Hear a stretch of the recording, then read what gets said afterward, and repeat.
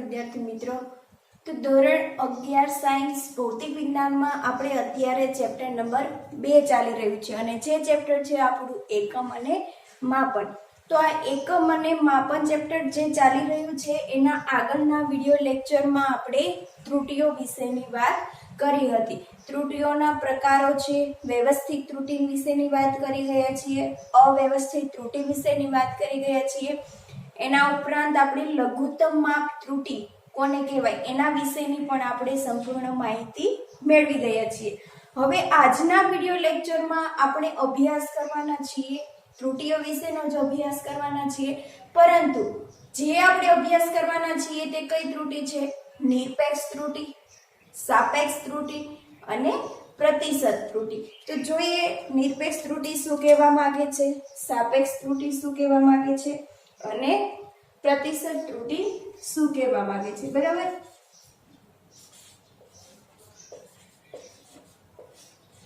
નિરપેક્ષ ત્રુટિ જેને ઇંગ્લિશમાં કહેવાય છે એબ્સોલ્યુટ એરર,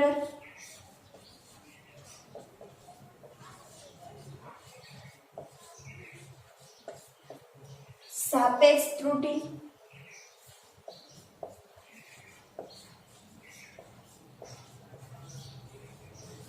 જેને ઇંગ્લિશમાં કહેવાય છે રિલેટિવ એરર,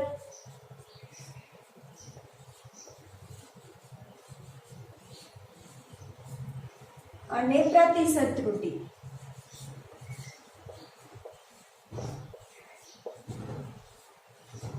જેને ઇંગ્લિશમાં કહેવાય છે પર્સન્ટેજ એરર. તો આજના વિડિયો લેક્ચરમાં આપણે આ ત્રણ ત્રુટિ વિશેની વાત કરી લેશું.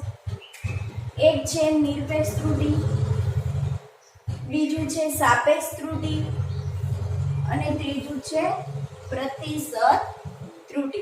તો સૌથી પહેલા આપણે વાત કરીએ નિરપેક્ષ ત્રુટિની. બરાબર, તો જોઈએ નિરપેક્ષ ત્રુટિ.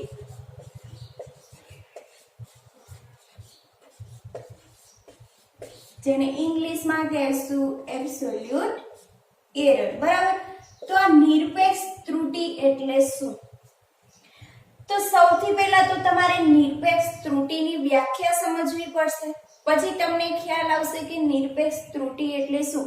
અહીંયા જો ત્રુટિ વિશેની જ વાત થઈ છે એટલે કંઈક ને કંઈક અવલોકનો, જે પણ કંઈ એક્સપેરિમેન્ટ કરતા હોઈએ છીએ, કોઈ પણ ભૌતિક રાશિનું આપણે મૂલ્ય માપતા હોઈએ છીએ, ત્યારે આ મૂલ્ય જ્યારે માપીએ છીએ ત્યારે એ મૂલ્યમાં આપણને કંઈક ને કંઈક એરર જોવા મળશે. બરાબર, તો નિરપેક્ષ ત્રુટિ કોને કહે છે? સૌથી પહેલા તો જોઈએ નિરપેક્ષ ત્રુટિ એટલે શું. તો નિરપેક્ષ ત્રુટિની વ્યાખ્યા જોઈએ તો વ્યાખ્યામાં શું કહે છે કે કોઈ પણ ભૌતિક રાશિના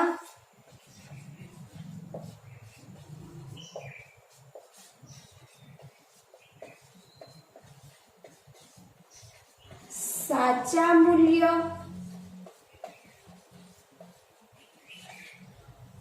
અને વ્યક્તિગત માપેલ મૂલ્યના તફાવતના માનને તે ભૌતિક રાશિની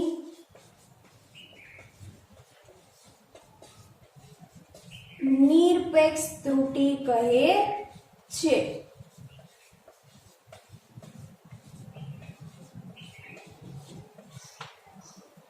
શું કીધું છે વ્યાખ્યામાં કે કોઈ પણ ભૌતિક રાશિ આપેલી છે. બરાબર, હવે આ ભૌતિક રાશિનું શું છે? સાચું મૂલ્ય અને બીજું શું આપેલું છે? વ્યક્તિગત માપેલ મૂલ્ય. તો અહીંયા તમારે જે ભૌતિક રાશિ આપી છે એ ભૌતિક રાશિના ટોટલ બે મૂલ્ય તમારી પાસે હોવા જોઈએ. એક શું હોવું જોઈએ કે સાચું મૂલ્ય હોવું જોઈએ, ટ્રુ વેલ્યુ તમારી પાસે હોવી જોઈએ, અને બીજું આપેલું છે વ્યક્તિગત માપેલ મૂલ્ય એટલે કે મેઝર્ડ વેલ્યુ. તમે જે મેઝર કરેલું માપ છે એ તમારી પાસે હોવું જોઈએ. બરાબર, જો આ બંને મૂલ્ય તમારી પાસે હશે તો આ બંને મૂલ્યનો તમારે શું લેવાનો છે? તફાવત. અને આ તફાવતનો તમારે માનાંક લેવાનો છે. હવે એને તમે શું કહેશો? નિરપેક્ષ ત્રુટિ. તો અહીંયા તો સૌથી પહેલા તમારી પાસે સાચું મૂલ્ય હોવું જોઈએ, બરાબર? તો આ સાચું મૂલ્ય તમે ક્યાંથી લાવશો? તો સાચું મૂલ્ય તમે કેવી રીતે મેળવશો? તો અત્યાર સુધી આપણે જે પણ કઈ આગળ ત્રુટિઓનો અભ્યાસ કરી ગયા છીએ, વ્યક્તિગત ત્રુટિ જોઈતી, બરાબર? એમાં સાધનની ત્રુટિ જોઈતી, પછી વ્યક્તિગત ત્રુટિ જોઈતી, પછી કોઈ પણ પ્રયોગ કરીએ છીએ તો એના ટેકનિકના આધારે ત્રુટિ ઉદ્ભવતી હોય છે તો એ ત્રુટિની વાત કરી હતી. અવ્યવસ્થિત ત્રુટિ જોઈ હતી. એના પછી લઘુત્તમ માપ પણ ત્રુટિ જોઈ ગયા હતા. તો આ દરેક આપણે ત્રુટિ જોઈ હતી. તો દરેકે દરેક ત્રુટિનું નિવારણ આપણે કંઈક ને કંઈક રીતે લાવી શકીએ છીએ, બરાબર? તો આ ત્રુટિઓનું નિવારણ લાવવા માટે આપણે શું કરતા હતા? તો દરેક ત્રુટિનું નિવારણ લાવવા માટે આપણે શું કરીએ છીએ? અસંખ્ય અવલોકનો લઈએ છીએ. અને આ અસંખ્ય અવલોકનો લઈ અને પછી આપણે એનો શું કરવાનો છે? સરેરાશ. તો અસંખ્ય અવલોકનોનો સરેરાશ લેવાથી આપણે શું કરી શકીએ છીએ? સાચા મૂલ્યની નજીક જઈ શકીએ છીએ અથવા તો સાચું મૂલ્ય મેળવી શકીએ છીએ, બરાબર? તો જ્યારે કોઈ પણ ભૌતિક રાશિનું મૂલ્ય આપણે જાણતા હોતા નથી ત્યારે અવલોકનોનો સરેરાશ લેવાથી આપણને શું મળે છે? સાચું મૂલ્ય મળે છે, બરાબર? તો અહીંયા લખી દઈએ, જ્યારે કોઈ પણ ભૌતિક રાશિનું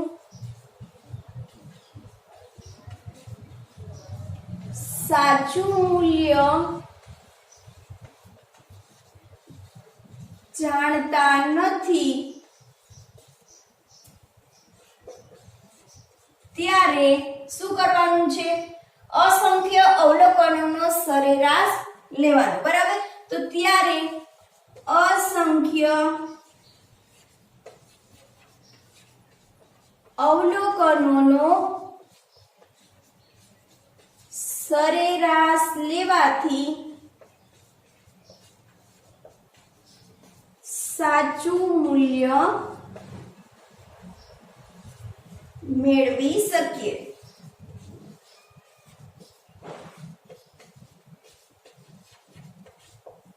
તો સૌથી પહેલા આપણે સાચું મૂલ્ય મેળવશું, બરાબર? કે કોઈ પણ એક ભૌતિક રાશિ આપેલી છે અને આ ભૌતિક રાશિને આપણે શું કરશું? અસંખ્ય અવલોકનો લેશું અને એનો સરેરાશ લેશું અને એના ઉપરથી આપણને શું મળશે? સાચું મૂલ્ય મળશે, બરાબર? તો સૌથી પહેલા આપણે સાચા મૂલ્યની વાત કરી. તો હવે આપણે સાચું મૂલ્ય મેળવવાનું છે તો એના માટે આપણે કોઈ પણ ભૌતિક રાશિ આપેલી છે એ ભૌતિક રાશિના આપણે શું કરવું પડશે? અસંખ્ય અવલોકનો લેવા પડશે, પછી આપણે સાચું મૂલ્ય મેળવી શકીશું, બરાબર? તો અહીંયા લખી દઈએ કે ધારો કે કોઈ પણ ભૌતિક રાશિ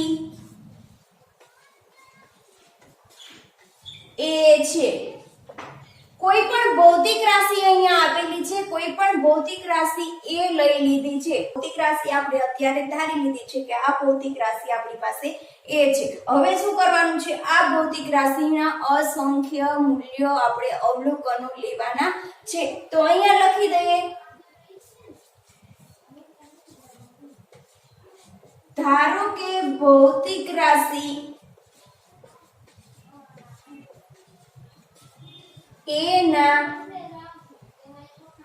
અવલોકનોના મૂલ્ય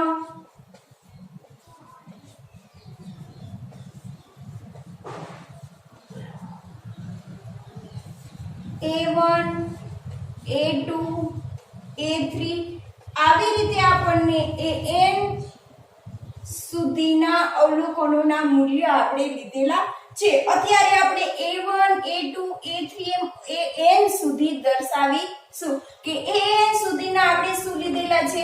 અવલોકનો લીધેલા છે. કોઈ પણ ભૌતિક રાશિમાં આપીએ છીએ તો આ માપનનું આપણને શું મળે? મૂલ્ય મળે, બરાબર? પરંતુ અત્યારે આપણે ધારી લઈએ છીએ કે આ મૂલ્ય આપણને કેટલું મળે છે? A1 છે, A2 છે, A3 છે, આવી રીતે આપણને AN સુધીના અવલોકનો મળેલા છે. હવે આ જે અસંખ્ય અવલોકનો આપણને મળેલા છે, અસંખ્ય અવલોકનોનો આપણે શું કરવાનું છે? સરેરાશ કરવાનો છે. તો અહીંયા લખી દઈએ અસંખ્ય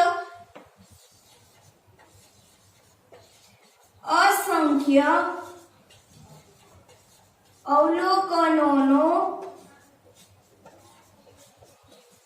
સરેરાશ, જેને આપણે શેના વડે દર્શાવીશું? એ મી અથવા તો એ સરેરાશ છે. બરાબર. તો સરેરાશ મૂલ્યને આપણે આવી રીતે દર્શાવીશું કે આ જે અસંખ્ય અવલોકનો આપેલા છે એનો આપણે સરેરાશ લેવાનો છે. હવે આ એ સરેરાશને સૂત્ર સ્વરૂપે આપણે દર્શાવવું હોય તો સૂત્ર સ્વરૂપે દર્શાવીએ તો શું મળશે? એ સરેરાશ અથવા તો મીન લખી દો તો પણ ચાલે. બરાબર. તો એ સરેરાશ બરાબર શું કીધું છે? સરેરાશ કોઈ પણ અવલોકનોનો આપણે સરેરાશ લેવો હોય તો શું કરવાનું? જે અવલોકનો તમને આપેલા છે એ અવલોકનોનો સરવાળો કરવાનો ભાગ્યા જે અવલોકનોની સંખ્યા હોય એ સંખ્યા લખવાની. અત્યારે આપણી પાસે અવલોકનો છે a1 a2 a3 એમ n સુધી અવલોકનો આપેલા છે. તો બધા જ અવલોકનોનો શું કરવો પડશે? સરવાળો. બરાબર.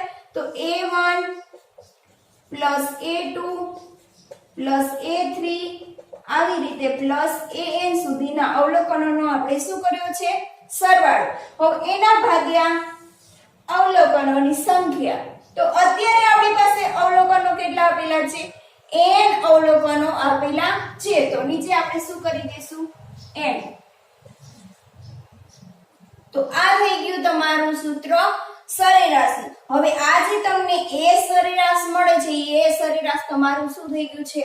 સાચું મૂલ્ય થઈ ગયેલું છે. જ્યારે તમે કોઈ પણ એક્ઝામ્પલ આપેલું હશે, એક્ઝામ્પલમાં તમને અસંખ્ય અવલોકનો આપેલા હશે અને આ અવલોકનોનો તમે સરેરાશ લેશો એટલે કાંઈક તમને આંકડાકીય મૂલ્ય મળશે અને આ જે આંકડાકીય મૂલ્ય છે એ જ તમારું શું થઈ ગયું? સાચું મૂલ્ય. બરાબર. તો આ આપણે લીધો છે અસંખ્ય અવલોકનોનો સરેરાશ, જે આપણું છે સાચું મૂલ્ય. હવે આ જે છે એને આપણે આવી રીતે દર્શાવી શકીએ. એ મીન બરાબર શું થશે? સમેશન લખશો એટલે શું થશે? આ બધા જ અવલોકનોનો સરવાળો. બરાબર. તો સમેશન ai નો મતલબ શું? 1 થી n સુધીના અવલોકનો. બરાબર. તો i = 1 થી n અને અહીંયા દર્શાવીશું ai. આનો મતલબ એમ થઈ ગયો કે તમે 1 થી n સુધીના જે અવલોકનો લીધા છે એ દરેકે દરેક અવલોકનોનો શું છે? સરવાળો અને એના ભાગ્યા તમે કરી દો n. બરાબર. તો આ થઈ ગયો તમારો જે અવલોકનો લીધેલા છે એ દરેક અવલોકનોનો સરેરાશ. હવે તમારી પાસે સાચું મૂલ્ય તમને મળી ગયું છે. હવે તમારે શું કરવાનું છે? સાચું મૂલ્ય મળી ગયું છે અને આ તમારું શું છે? વ્યક્તિગત માપેલ મૂલ્ય. બંનેનો તમે તફાવત લેશો તો તફાવતના માનને તમે શું કહેશો? ભૌતિક રાશિની નિરપેક્ષ ત્રુટિ. બરાબર. તો આ જે નિરપેક્ષ ત્રુટિ તમને આપેલી છે એ નિરપેક્ષ ત્રુટિને તમે માનાંકમાં ડેલ્ટા a વડે દર્શાવી શકો.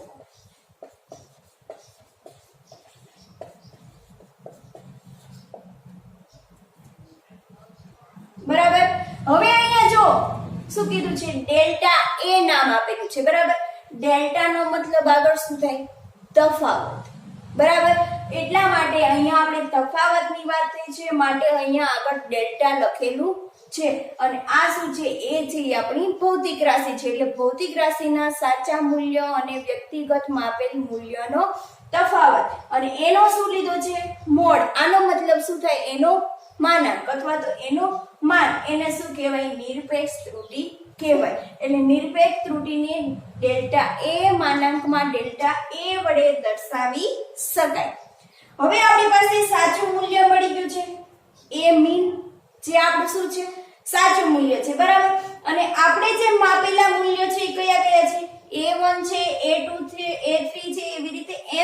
સ્થિતિના આપણા માપેલા મૂલ્ય છે. તો હવે સાચું મૂલ્ય પણ મળી ગયું છે અને વ્યક્તિગત માપેલ મૂલ્ય પણ આપણને મળી ગયું છે. તો હવે એનો આપણે શું લઈ લેશું? તફાવત. હવે તફાવત લઈ લેશું એટલે આપણને મળી જશે નિરપેક્ષ ત્રુટિ. બરાબર. તો હવે આપણે લઈએ દરેક અવલોકનોની નિરપેક્ષ ત્રુટિ. તો અહીંયા લખી દઈએ દરેક અવલોકનોની નિરપેક્ષ ત્રુટિ. તો દરેક અવલોકનોની હવે આપણે નિરપેક્ષ ત્રુટિ દર્શાવવી છે. તો સૌથી પહેલા આપણે લઈએ પહેલું અવલોકન. બરાબર. તો પહેલું અવલોકન છે આપણી પાસે A1. હવે એ પહેલું અવલોકન છે આપણે એના માટેની નિરપેક્ષ ત્રુટિ ગોતવી છે. એટલે કે જે તમે માપેલું મૂલ્ય છે એ સરેરાશ મૂલ્ય કરતા એમાં કેટલી ત્રુટિ જોવા મળે છે તે આપણે શું કરવી છે? ફાઇન્ડ કરવી છે. બરાબર. તો અહીંયા જો ડેલ્ટા A વડે નિરપેક્ષ ત્રુટિ દર્શાવી શકાય છે. બરાબર. તો અહીંયા લખી દઈએ ડેલ્ટા A1 એટલે આપણને શું મળશે? પહેલું જે અવલોકન છે એ પહેલા અવલોકનોની આપણને મળશે નિરપેક્ષ ત્રુટિ. તો ડેલ્ટા A1 બરાબર શું થશે? તમે જે માપેલું મૂલ્ય છે એમાંથી તમારું જે સાચું મૂલ્ય છે એને તમે શું કરશો? બાદ કરશો. એટલે તમને મળશે પહેલા અવલોકનોની નિરપેક્ષ ત્રુટિ. તો પહેલા અવલોકનોની નિરપેક્ષ ત્રુટિ બરાબર પહેલું અવલોકન માઈનસ તમે જે સાચું મૂલ્ય મેળવેલું છે તે. બરાબર. હવે એવી જ રીતે આપણે બીજા અવલોકનોની પણ નિરપેક્ષ ત્રુટિ મેળવી શકીએ. ડેલ્ટા A2 બરાબર A2 માઈનસ A મી. હવે આવી રીતે આપણી પાસે કેટલા અવલોકનો આપેલા છે? n અવલોકનો આપેલા છે. તો n અવલોકન સુધીની આપણે શું કરી શકીએ? ત્રુટિ મેળવી શકીએ. તો ડેલ્ટા an બરાબર શું થશે? an માઈનસ a મી. તો આપણને આ જે મળી છે એ શું છે? દરેક અવલોકનોની નિરપેક્ષ ત્રુટિ. આ પહેલા અવલોકનની છે, બીજા અવલોકનોની છે. એવી જ રીતે આપણે દરેક અવલોકનોની નિરપેક્ષ ત્રુટિ મેળવી શકીએ અને જે લાસ્ટમાં છે એ આપણું nમું અવલોકન છે અને આ nમા અવલોકનોની આપણને નિરપેક્ષ ત્રુટિ મળી છે. હવે જો અહીંયા છે delta A1, delta A2, delta an. તો આ જે તમને નિરપેક્ષ ત્રુટિ મળી છે એ ક્યારેક તમને ધન પણ મળશે અને ક્યારેક ઋણ પણ મળશે. તો ડેલ્ટા A ક્યારેક ધન પણ હોય અને ક્યારેક ઋણ પણ હોય. હવે ડેલ્ટા એ તમને ધન ક્યારે મળશે અને ડેલ્ટા એ તમને ઋણ ક્યારે મળશે? તો આપણે આગળના વિડિયો લેક્ચરમાં જોઈ ગયા હતા કે ધન ત્રુટિ ક્યારે ઉદ્ભવે છે અને ઋણ ત્રુટિ ક્યારે ઉદ્ભવે છે. તો એનાથી આપણે સૌ પરિચિત છીએ કે ધન ત્રુટિ ક્યારે ઉદ્ભવે છે? કે જ્યારે તમે માપેલું મૂલ્ય છે એ સાચા મૂલ્ય કરતા કેવું હોય? વધારે. ત્યારે તમને કેવું મૂલ્ય મળે? ધન. બરાબર. અને ઋણ ક્યારે મળશે? કે તમે જે માપેલું મૂલ્ય છે એ સાચા મૂલ્ય કરતા કેવું હશે? ઓછું. તો તમને કેવી ત્રુટિ મળશે? ઋણ ત્રુટિ મળશે. બરાબર. તો અહીંયા તમારે ડેલ્ટા એ છે તમને ક્યારેક ધન પણ મળશે અને ક્યારેક ઋણ પણ મળશે. પરંતુ નિરપેક્ષ ત્રુટિ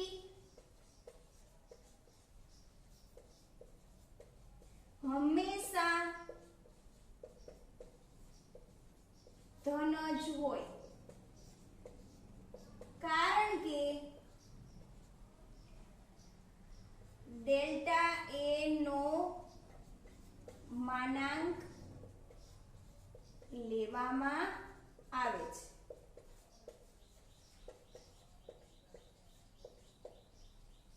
તમને જે ડેલ્ટા A છે ક્યારેક ધન પણ મળ્યું અને ક્યારેક ઋણ પણ મળ્યું. બરાબર. પરંતુ અહીંયા જો નિરપેક્ષ ત્રુટિ ડેલ્ટા A આપણે જે મેળવી છે એનું આપણે શું લેવાનું છે? માનાંક લેવાનું છે. હવે જ્યારે માનાંક લેતા હોય ત્યારે ધન મૂલ્ય જે મળેલું છે એ ધન જ મળે, પરંતુ જે ઋણ મૂલ્ય મળેલું હોય એ માનાંકમાં હોય એટલે કેવું થઈ જાય? ધન થઈ જાય. એટલે ડેલ્ટા એ જે છે એનું માનાંક લેવામાં આવે છે, એના કારણે નિરપેક્ષ ત્રુટી છે એ હંમેશા કેવી હોય? નિરપેક્ષ ત્રુટી હંમેશા ધન જ લેવામાં આવે છે. હવે આજે દરેક તમને નિરપેક્ષ ત્રુટી મળી છે, એ નિરપેક્ષ ત્રુટીનો અવલોકનોનો તમારે શું લેવાનો છે?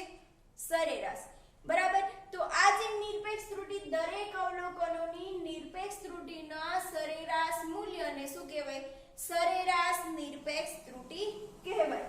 તો આ જે અવલોકનો મળેલા છે એની સરેરાશ નિરપેક્ષ ત્રુટી વિશેની આપણે વાત કરીએ. તો સરેરાશ નિરપેક્ષ ત્રુટી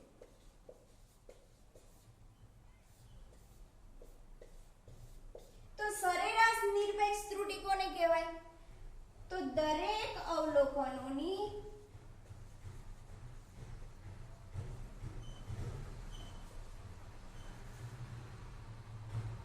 નિરપેક્ષ ત્રુટીના સરેરાશ મૂલ્યને સરેરાશ નિરપેક્ષ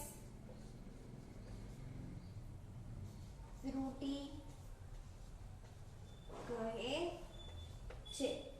સરેરાશ નિરપેક્ષ ત્રુટી એટલે શું કે જે તમને નિરપેક્ષ ત્રુટી મળી છે દરેક નિરપેક્ષ ત્રુટીનો તમારે શું કરવાનો? સરેરાશ લેવાનો. હવે એ સરેરાશનું મૂલ્ય જે મળે તમને શું મળશે? સરેરાશ નિરપેક્ષ ત્રુટી મળશે. હવે સરેરાશ નિરપેક્ષ ત્રુટીને સરેરાશ નિરપેક્ષ ત્રુટીને ડેલ્ટા એ મીન વડે દર્શાવે.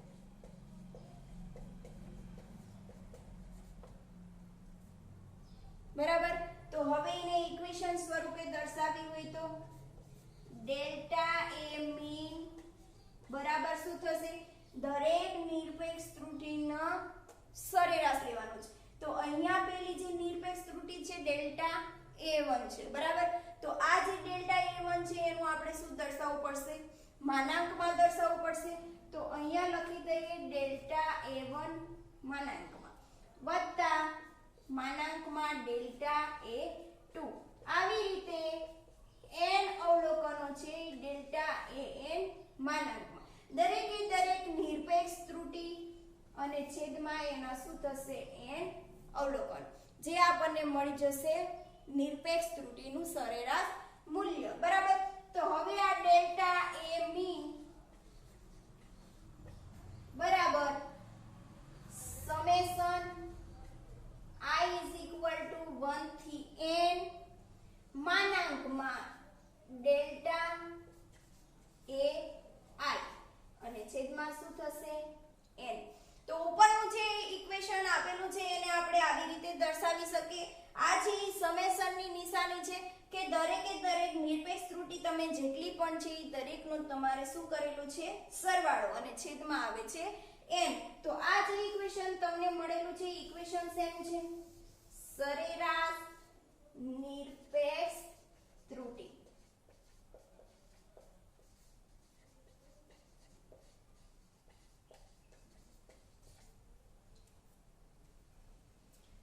તો અહીંયા તમે નિરપેક્ષ ત્રુટી અને સરેરાશ નિરપેક્ષ ત્રુટીની વાત કરી. બરાબર. હવે તમે આ કોઈ પણ ભૌતિક રાશિનું માપન કરેલું છે, કોઈ પણ ભૌતિક રાશિનું તમે શું કરેલું છે? માપન કરેલું છે. તો આ ભૌતિક રાશિનું માપેલું મૂલ્ય તમારે દર્શાવવું હોય તો તમે કઈ રીતે દર્શાવી શકો? તો એના વિશે આપણે હવે જોઈએ. હવે આપણે વાત કરીએ કે કોઈ પણ ભૌતિક રાશિ આપેલી છે તો આ ભૌતિક રાશિનું મૂલ્ય આપણે કેવી રીતે દર્શાવી શકીએ. બરાબર. તો જોઈએ આપણે અત્યારે કઈ ભૌતિક રાશિ ધ્યાનમાં લીધી હતી?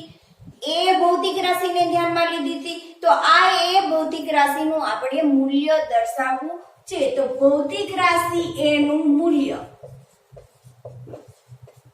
ભૌતિક રાશિ એનું મૂલ્ય કે કોઈ પણ ભૌતિક રાશિને આપણે કેવી રીતે દર્શાવી શકીએ. તો અહીંયા લખી દઈએ ભૌતિક રાશિ એ.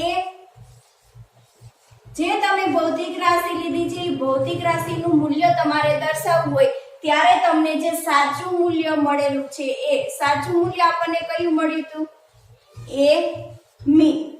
બરાબર. હવે જે આ તમને સાચું મૂલ્ય મળેલું હતું એ સાચા મૂલ્યમાં તમારી જે સરેરાશ નિરપેક્ષ ત્રુટિ છે એ તમને શું મળી હતી? કે તમારી સરેરાશ નિરપેક્ષ ત્રુટિ છે એ આ સાચા મૂલ્યમાં કાં તો એ ત્રુટિનો શું થતો હોય?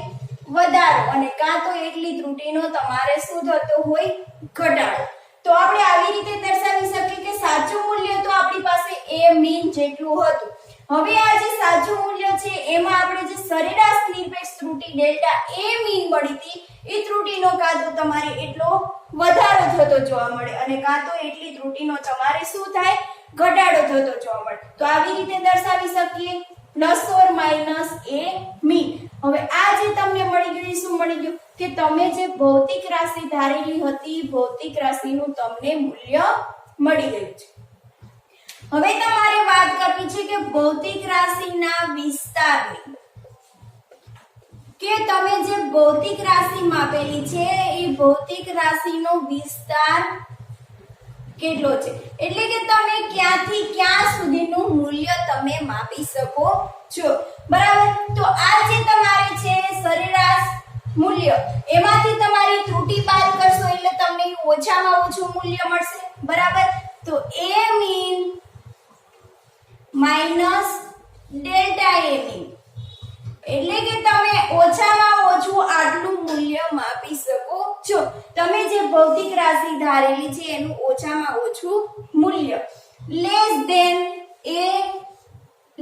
ધેન વધુમાં વધુ મૂલ્ય કેટલું મેળવી શકશો? તો એ મીન વત્તા ડેલ્ટા એ મીન, એટલે કે જે સરેરાશ મૂલ્ય છે એ સરેરાશ મૂલ્યમાં તમને જે ત્રુટિ મળી છે એ ત્રુટિનો તમે સરવાળો કરી દો એટલે તમને શું મળે? વધુમાં વધુ મૂલ્ય. એટલે કે તમે જે ભૌતિક રાશિ એ ધારેલી છે એ ભૌતિક રાશિનો વિસ્તાર તમને મળવાની સંભાવના કેટલી? તો એ મીન માઈનસ ડેલ્ટા એ મીન લેસ ધેન એ તમારી શું છે? ભૌતિક રાશિ છે. બરાબર. આ જે તમારી ભૌતિક રાશિ છે એનું મૂલ્ય અહીંયાથી અહીંયા સુધી મળવાની તમારી સંભાવના છે. કે તમે જે પ્રયોગો કરી રહ્યા છો એમાં અહીંયાથી અહીંયા સુધીનું વચ્ચેનું તમને ગમે તે મૂલ્ય મળી શકે. તો આ જે તમારું જે ભૌતિક રાશિ મળે છે એ ભૌતિક રાશિનું કોઈ પણ ભૌતિક રાશિનું મૂલ્ય તમે કેવી રીતે દર્શાવી શકો? બરાબર. તો એનું સાચું મૂલ્ય તો હોય છે અને એમાં શું થતું હોય છે? સરેરાશ નિરપેક્ષ ત્રુટિ. જો તમને જે નિરપેક્ષ ત્રુટિ મળી છે એનો વધારો કે ઘટાડો થતો જોવા મળે અને એનો ભૌતિક રાશિનો તમારે વિસ્તાર કેટલો છે. બરાબર. તો આ વાત થઈ ગઈ ભૌતિક રાશિના મૂલ્ય અને ભૌતિક રાશિના વિસ્તાર વિશે. હવે આપણે સમજવાના છીએ સાપેક્ષ ત્રુટિ. નિરપેક્ષ ત્રુટિની સંપૂર્ણ વાત મેળવી લીધી. નિરપેક્ષ ત્રુટિની વ્યાખ્યા સમજી ગયા. નિરપેક્ષ ત્રુટિ કઈ રીતે મળે? સરેરાશ નિરપેક્ષ ત્રુટિ એટલે શું? સંપૂર્ણ માહિતી મેળવી ગઈ. અને ભૌતિક રાશિનું મૂલ્ય કઈ રીતે દર્શાવી શકીએ અને ક્યાંથી ક્યાં સુધી મળવાની સંભાવના છે. હવે એના પછી આપણે બીજી ત્રુટિની વાત કરીએ, સાપેક્ષ ત્રુટિ, જેને ઇંગ્લિશમાં કહેશું રિલેટિવ એરર.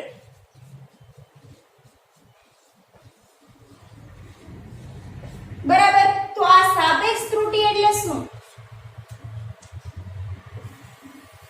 સાપેક્ષ ત્રુટિ એટલે શું? તો સૌથી પહેલા તો આપણે સાપેક્ષ ત્રુટિની વ્યાખ્યા સમજ. સાપેક્ષ ત્રુટિ કોને કહેવાય? બરાબર. તો સાપેક્ષ ત્રુટિની વ્યાખ્યામાં એવું કહે છે કે તમે જે પ્રયોગો કરેલા છે, બરાબર, આ પ્રયોગોમાં તમને શું મળ્યું હતું? સરેરાશ નિરપેક્ષ ત્રુટિ અને સરેરાશ મૂલ્ય. તો આ સરેરાશ નિરપેક્ષ ત્રુટિ અને સરેરાશ મૂલ્યના ગુણોત્તર તમે લેશો એ ગુણોત્તરને શું કહેવામાં આવે છે? સાપેક્ષ ત્રુટિ. તો પ્રાયોગિક દરમિયાન સરેરાશ નિરપેક્ષ ત્રુટી, જેને આપણે શેના વડે દર્શાવીએ છીએ?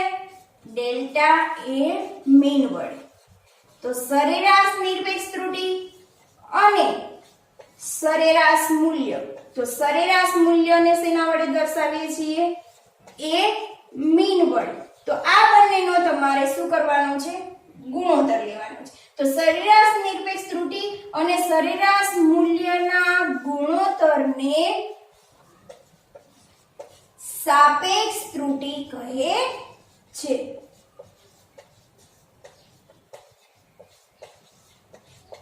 તો અહીંયા આપણે લઈ લઈએ સરેરાશ નિરપેક્ષ ત્રુટી અને સરેરાશ મૂલ્યનો ગુણોત્તર, જેને કહેવામાં આવે છે સાપેક્ષ ત્રુટી. તો હવે આ સાપેક્ષ ત્રુટીને ઇક્વેશન સ્વરૂપે લખવું હોય તો સાપેક્ષ ત્રુટી બરાબર શું થશે?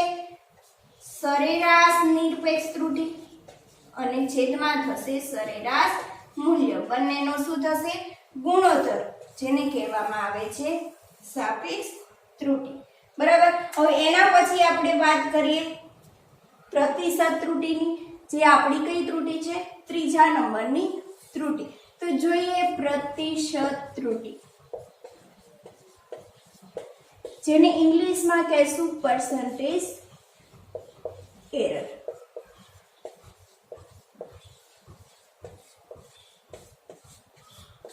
તો પ્રતિશત ત્રુટી એટલે શું? સાપેક્ષ ત્રુટી તમને જે મળી છે ને એ સાપેક્ષ ત્રુટીને તમે ટકાવારીમાં દર્શાવી દો એટલે તમારી શું થાય? પ્રતિશત ત્રુટી. તો એની વ્યાખ્યામાં શું થશે? સાપેક્ષ ત્રુટીને ટકાવારીમાં દર્શાવવાથી પ્રતિશત ત્રુટી મળે. સાપેક્ષ ત્રુટીને ટકાવારીમાં દર્શાવવાથી તમને શું મળશે? પ્રતિશત ત્રુટી. અને પ્રતિશત ત્રુટીને ડેલ્ટા એ વડે દર્શાવાય છે. જે તમારે શું કરવું પડશે? યાદ રાખવું પડશે કે પ્રતિશત ત્રુટીને તમે ડેલ્ટા એ વડે પણ દર્શાવી શકો. તો પ્રતિશત ત્રુટી શું છે? જે સાપેક્ષ ત્રુટી મળી છે એ સાપેક્ષ ત્રુટીનો તમારે શું કરવાનો છે? ટકાવારીમાં દર્શાવવાની છે. તો ટકાવારીમાં દર્શાવી તો ખબર છે કે આપણે શેના વડે ગુણવા પડે? 100 વડે ગુણવા પડે. એટલે જે આપણને ત્રુટી મળશે એ કેવી મળશે? પ્રતિશત ત્રુટી.